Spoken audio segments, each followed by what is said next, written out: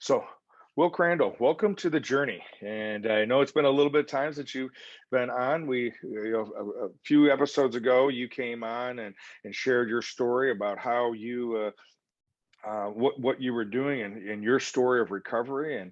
And now this particular time, you have a big event coming up. And a lot of Yes, things have changed in your life. So why don't we go ahead and just jump on in? Why don't you kind of fill us in on what you're doing family wise, professional wise now, and then we'll obviously jump into this event you have coming up this week. sure. So you just reminded me that before I wasn't working at Swedes when we had did the last one. Not yet, no. Okay. So it must have been right after that. I was able to take an opportunity to work at a local hospital here, working in all over the hospital, really, but mostly in the emergency room, dealing with the opioid epidemic, dealing with patients coming in overdose or in crisis or psychiatric issues. It changes every day. Every day I walk in there, it could be a different situation that I walk into.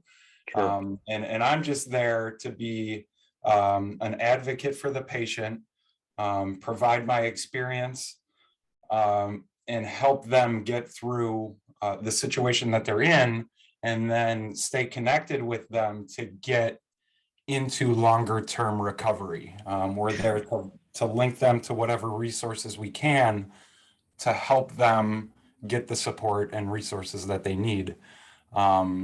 It's been an interesting journey. When this program, it's a grant funded program through the hospital. And walking in on day one, I didn't really know what it was going to look like. And I'm not sure anybody really did. Kind of the position that I have is unique. It's called a certified peer recovery specialist, which is kind of a new certification in this field.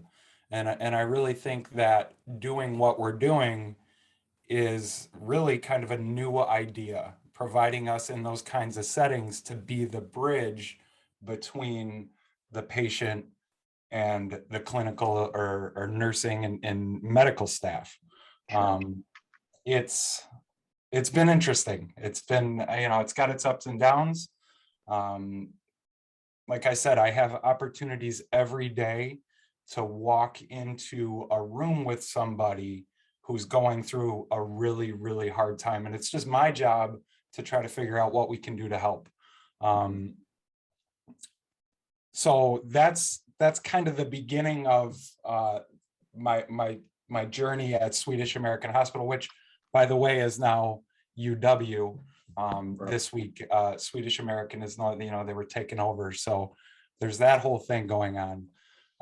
But having that opportunity to genuinely walk into a room with somebody who's in the middle of crisis and be able to provide that support and be there to help, it truly is an amazing opportunity. And it's turned out to be a really good thing at the hospital.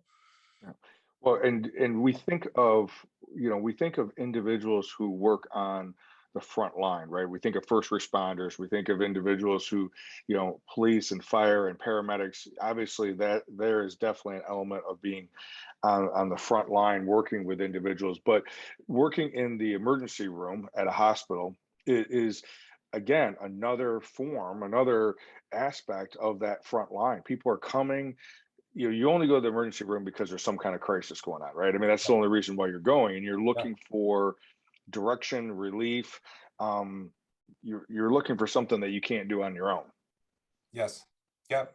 And generally, by the time they're with us, it's a pretty serious situation. And the police and the fire department and the nurses and the medical staff, they're all really good at what they do. However, the people in those situations, sometimes they just need somebody who they know can identify with them.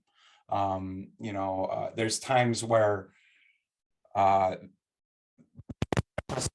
nursing staff may be struggling with a patient who's uncomfortable, who doesn't want to be there, who's potentially suicidal. And there's something to be said about bringing somebody in who has experience with what they're going through. It breaks down the barriers, it opens up doors. I can get information that the staff may not be able to for whatever reason, just because the patient may not be able to identify or feel comfortable talking to the doctor or the nurse. And that's where I get to come in. Well, And and I think the biggest piece in is that you would be, because of your personal experience, also what you've spent time professionally doing, is you can come in with a different level of empathy, and that's, I think that's one of the biggest barriers to individual being opening up, is feeling they're like they're being judged, feeling that they're being either looked down on, or they already feel less than right, because of in this case, if it's the drugs, if it's opioid, if it's the addiction that has already, with all the aspect of the secrets of it, has already, there's been that stigma already, and there's that element. I've been an addiction counselor since 1992, and that has been historically, over my career, has been that idea that there's internalization of that shame and that stigma. yeah. Yeah, and especially in that setting in particular,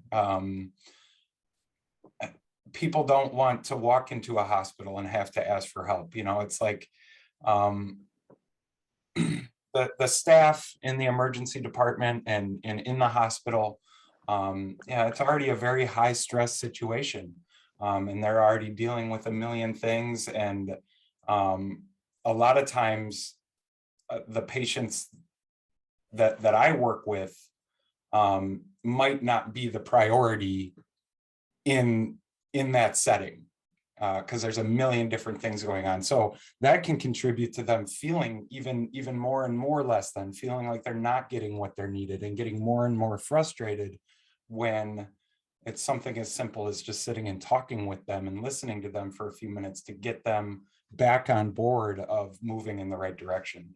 Right. Yeah. Yeah, And I can't even imagine, I mean, just under normal circumstances, pre-COVID circumstances, you triage, accidents, gunshot, wounds, heart attack, I mean, these are things that you have to, clearly you would have to prioritize, yeah, right? And yep, then now with COVID, I can't even imagine, how that has compounded things, and maybe now it's not, maybe it's a little bit different than it was a year and a half ago when we didn't know anything about, yeah, COVID. But now you have people who are coming in with COVID symptoms, yep. and then the isolation, the social isolation that has happened as a quarantine. What have you, I mean, the Midwest, Northern Illinois, Southern Wisconsin, we've struggled with opioid addiction for a long time. Yes, Now, and again, this is not, this is just your observation, so I don't expect you to have any numbers per se, but sure. what's your observation since, as a result of the pandemic, what have you noticed, or have you noticed anything different with, has it been a decrease in opioid use, an increase in opioid use, about the same? Have you noticed any change at all? Yeah, so we're there for the opioid epidemic. That's what the grant, that's our primary purpose, is to collect information regarding opioid use. It has since expanded to where we're treating and getting involved in just addiction across the board, not just opioid. Um, and the opioid epidemic is terrible. It's, young people are dying every day. It seems to come in waves. Like, one week it's just crazy with the amount of people coming in for overdoses, accidental overdoses. And I think that's just the whatever is coming into town as far as, opioids. And there can be a bad batch going around. So that has stayed pretty consistent throughout the pandemic. Most of the time, heroin addicts or opioid or fentanyl addicts, they're not concerned about coronavirus. They got to do what they have to do, or should I say, we have to do. Me being in recovery, I can understand the mindset of. I think I was using during the SARS outbreak, and I don't even remember it. It wasn't even on my radar when I was in the middle of that. So as far as opioids, it's been pretty stable and consistent throughout all of this. The one thing that I have noticed, and you touched on it a little bit, with the isolation, the quarantine, people being, staying at home, not having those connections with people, those personal connections for months or a year or almost 2 years at this point. And I've seen people who would never be in a crisis situation, who would have never had the issues that they're having, coming in to the hospital because of being isolated, sitting at home, losing a job. And alcohol has become a huge issue. People sitting around and there's just nothing better to do but to drink all the time. And there's people who if COVID never happened a year and a half ago or however long ago it was, they never would have been in the situation to be talking with me.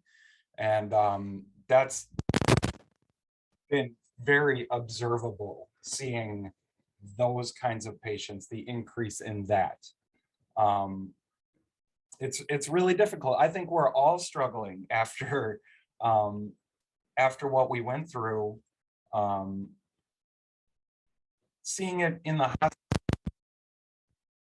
One day, they just started setting up an emergency tent out front in the hospital. That was a little ominous. And then the next, within that next week, we were put on lockdown.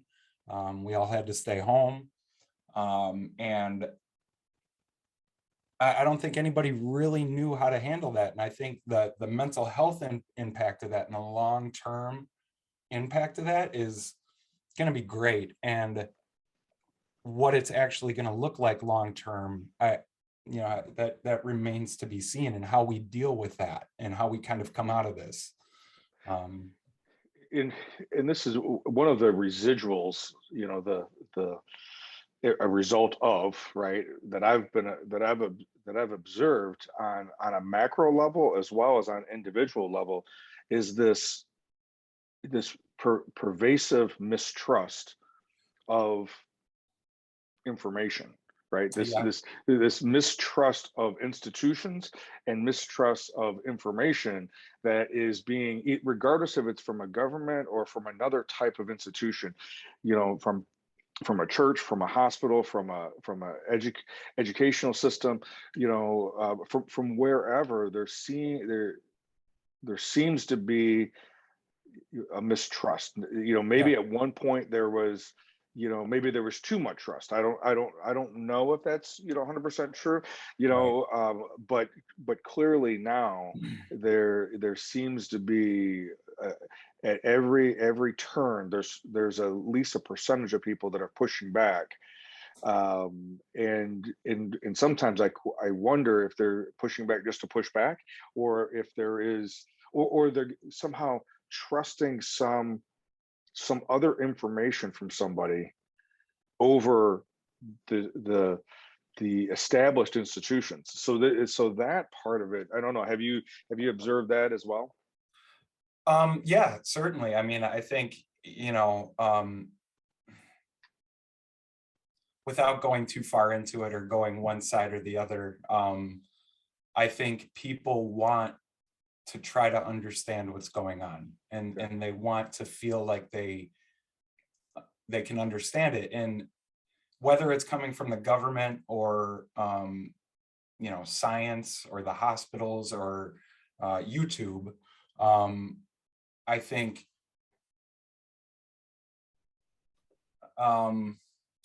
one thing that working at the hospital has shown me is that there may not be answers. There may not be a right or wrong.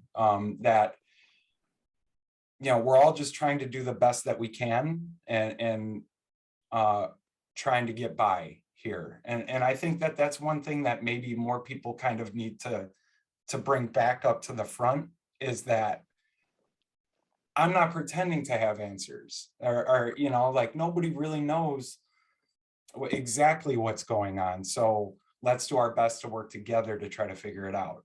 And I think we've lost some of that kind of in the political and in the division that we have in our society over this and since this. I think that's kind of been lost a little bit, and I hope we can get back to that. Yeah, and I agree. And it's kind of like, and that's going to lead me to, you know, your vision, and you started this a few years ago, right, with the Yep, idea of Screw City Uprising, yep, and your first event was in January of 19, and that was a if I remember correctly, how quickly that all from when we met to when it launched, how quick that was. I know that yeah, I know the idea wasn't as as brief as it coming together was, but right. so tell us a little bit about what is Screw City Uprising, and what's the vision about that, what's the intent of that, and maybe briefly about what you did in January of 19, and then now what are you doing? Sure. So I always had this idea of uh, kind of building on what I just talked about, kind of bringing the community together. Um, yeah, I can do so much. I can help, and there's things that I can do, but I truly believe that it takes a village to raise a child. It really takes community effort to really make change and really make things happen. And so that's kind of where the main idea came from. Just trying to bring people together who may not otherwise cross paths. And so I walked into Ground Floor Skateboards and met Alicia Neubauer. It had to be, like you said, it was quick. So in 2019, that event happened January 2019. It had to have been, you know, towards the end of the year of 18 that you know, we only had a couple months planning with that one. Yep. And it was a little bit more kind of underground and kind of a punk rock DIY kind of thing. It was in a warehouse. And I met Alicia. I kind of shared what my vision was, and she said, "Let's do it." Great. Here's his phone number. Here's his phone number. Here's Kevin's phone number. That's where I connected with Yep. you. And by the end of the day, me walking out of there, I mean, we had the beginning of the event started. She got the keys to a building for us to be able to do it, with the go ahead to do whatever we wanted. And I really just got started making those connections and doing those things and making things happen. And, you know, at the time, I didn't even know if I believed in it at the time, but Alicia being there and saying, "Great, I love it. Let's go. Let's do it. Here, here, here, here," putting those, I mean, it was amazing. It was incredible. And then through over the next couple months of making that happen, it was just like that across the board. Everybody that I spoke with, it was just like things fell into place and things happened. When I put the event on, you know, we had some skateboard ramps, we had a couple bands that played, we had local artists, we had community resources. And the day of, I would have been happy if 20 people showed up. I mean, that was the extent of my vision for that. By the end of the day, I think a couple hundred people had showed up. We did Narcan training with the Rockford Fire Department. You shared your message, and had the attention of everybody there, which was incredible. And a lot of really good things came from it. I know people who were there on their first day clean. that are still clean today, that I still stay in touch with, that I still talk with. I know people that just a lot of great things came from it. Actually, me working at Swedes, I think, came from that. Getting the connection to be able to go and fill out the application at Swedes, and I think came from that. And so it was far more successful. So much more good came from it. Then, of course, the following year, we were talking about doing it again, just kind of kicking the idea around. And then we all got put on lockdown, and, all that happened. So the first chance that we could, once the restrictions started to lighten up and once we started to kind of come out of that, we started talking about doing it again. And from the beginning, again, doing it just connecting with people, and the energy is the same, planning this one and putting this one on as the last one. Kind of the same expectations. We'll just do our best to put it together, make things happen, make connections, and what will be. And I get asked, dealing with the city and putting this, I'm not sure, but if there's one person that needs to be there and makes a connection and gets what they need, that's what I'm doing it for, is for the one person that needs to be there. So we've been planning this one coming up this Saturday for a few months now. This one is a little bit less DIY and a little bit less punk rock and a little bit less, more kind of in a warehouse downtown, working with the city, working with Davis Park, and a lot more community resources, doing it outside because of the restrictions, the masks and all that stuff. In the park, we'll be able to distance if we want to, if you want to, if whoever wants to, and still be a part of.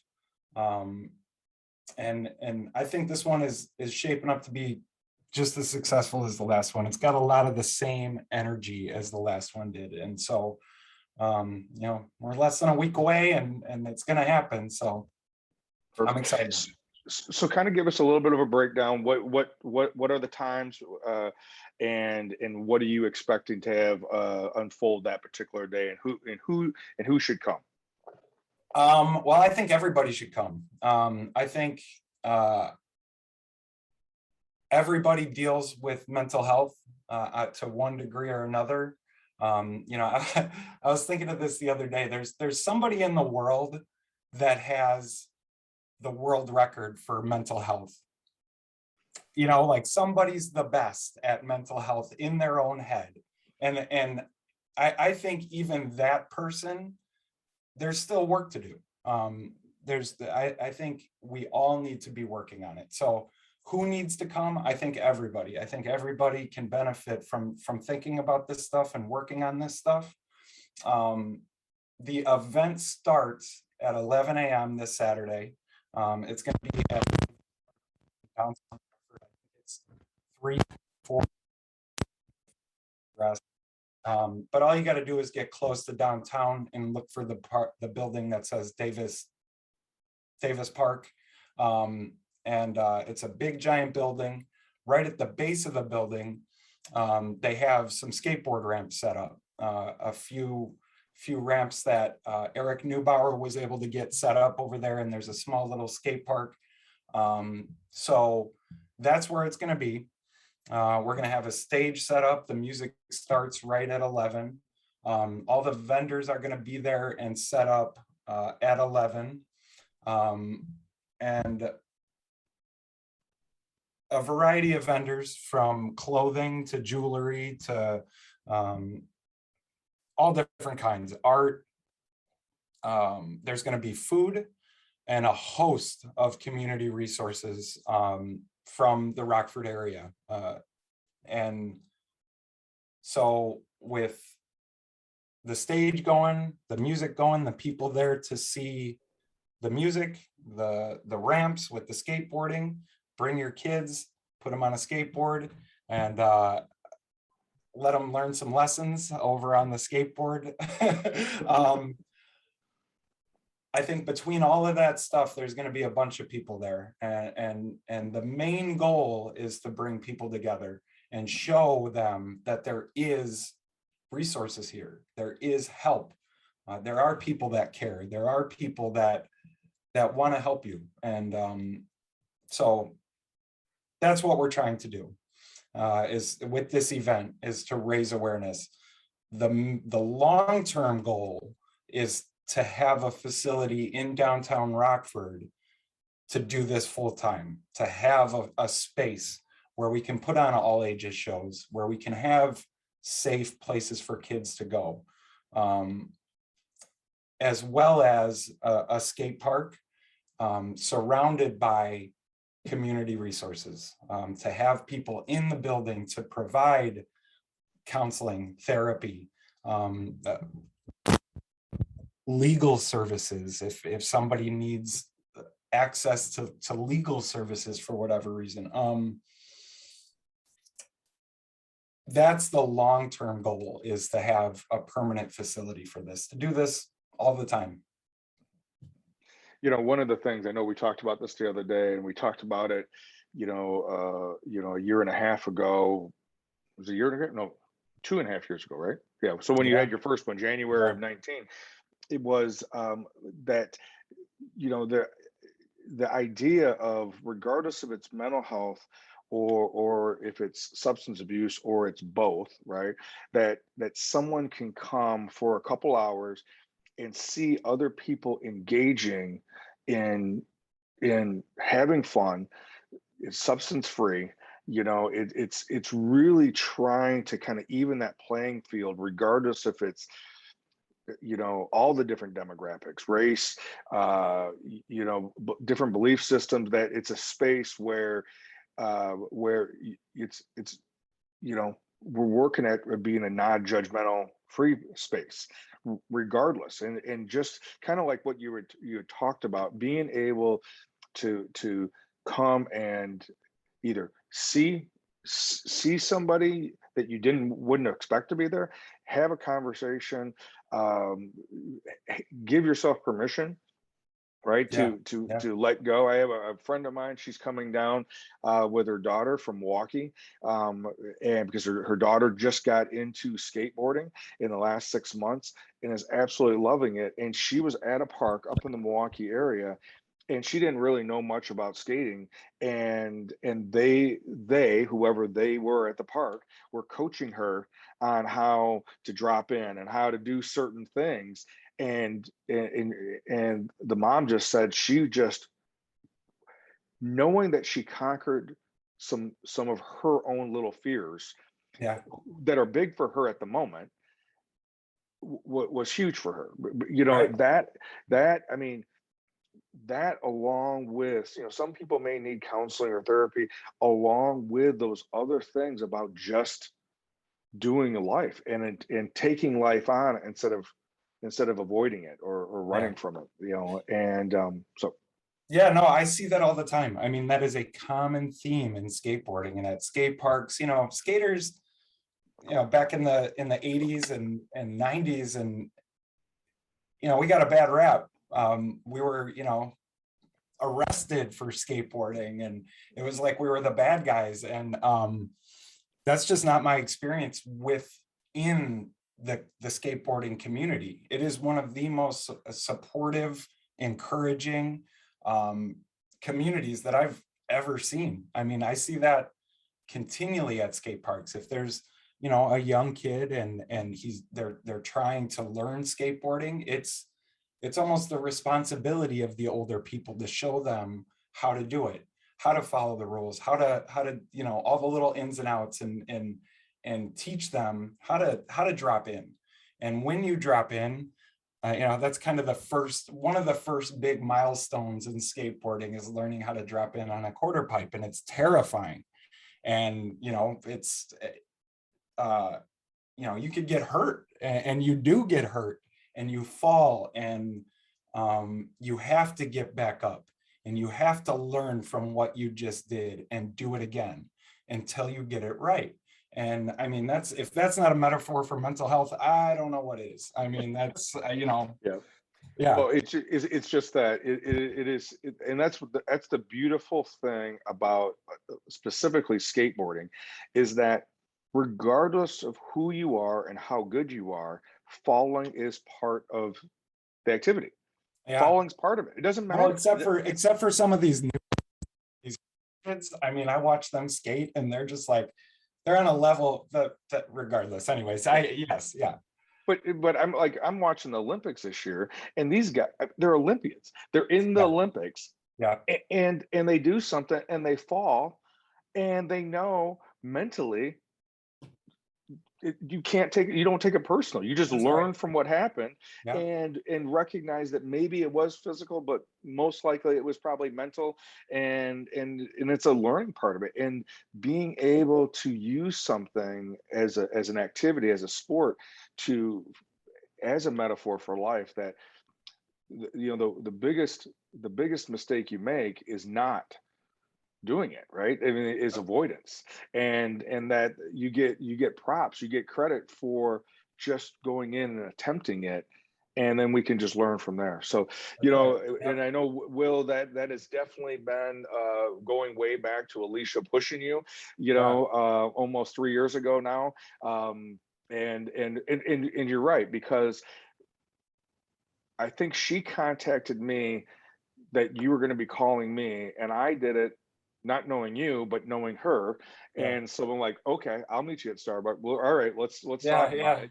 And it was literally, it was somebody, it was like, in this case, me doing it a favor for somebody Yeah. who had believed in, believed in Shatter Our Silence.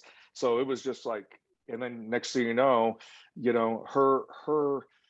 energy about 3 years ago, that helped you do that, even though she's passed away, is still living within all the things that she has touched in the past.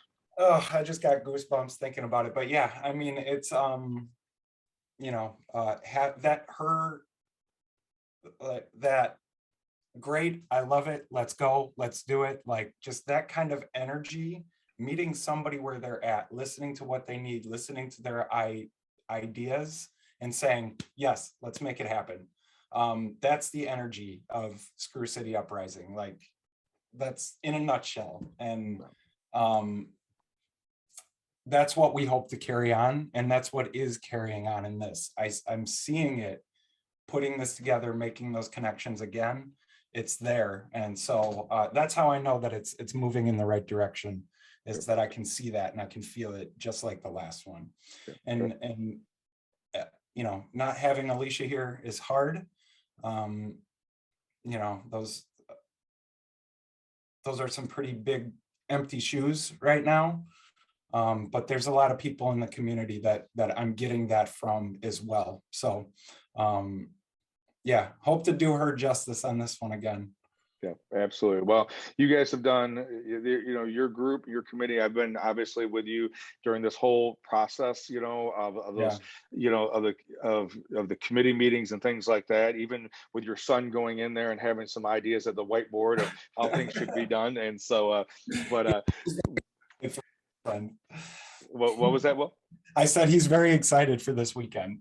yeah, yes, Coming up. I bet he is. So Will, just once again, Screw City Uprising, Saturday, September 25th from 11 to 11 down That's at right. Davis Park. It's the admission for this is Free. free. And Yep. so all are welcome. The price is right. Come down for as long as you want, and invite people to come. And I'm looking forward to being there a little bit before 11 and getting set up, and Good. we'll go from there. But we'll, like all things, when we get that voice, when we get that nudge to do something and get involved and be part of something, I am grateful that you followed that, And I know it's not easy, and it takes a lot of work, because once the emotions and energy wears off, you still got to just do it. Yeah. And so there's an aspect of that too. So, Will, thank you for everything that you're doing, and I hope these listeners will come out and take advantage of the opportunity this coming Saturday. Yeah, I'm excited. I think it's going to be a great day. The weather is going to be great, and we're really looking forward to it. So yeah, everybody come down. Let's have a good day and make some connections and get a little healthier. Yep. And the best way to reach you or learn more about the event, what's the best way? I'll also have a graphic when we post this, but what's best way to reach you? Sure. So it seems like event on Facebook, if you just search for Screw City Uprising, it's the only thing that comes up. And there's a lot of information about the event there. If you want to contact us to get involved, volunteer, we have a ton of space. We could still have booths if you're interested in that. And the contact for that would be screwcityuprising@gmail.com. Perfect. All right. Well, looking forward to this coming Saturday, and we'll be talking to you soon. Awesome, Kevin. Thank you so much.